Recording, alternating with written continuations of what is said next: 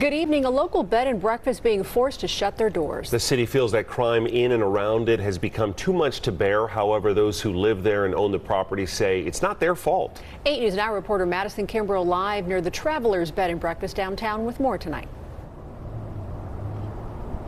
Yeah, while the Travelers Bed and Breakfast has been open for over 50 years, recently the city shut them down, and the owner and its residents are hoping for a comeback.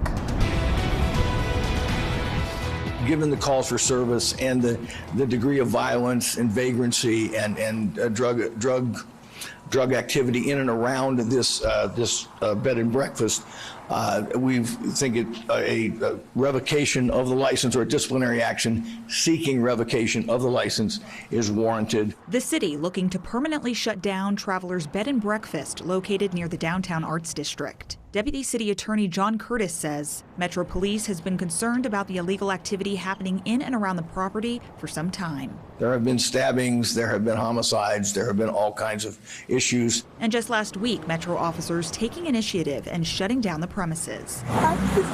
Longtime resident Patricia Wiley says the crime in the area has nothing to do with the bed and breakfast itself. They just didn't give us a 24-hour notice, didn't do nothing, just kicked us out. That's not inside of our complex.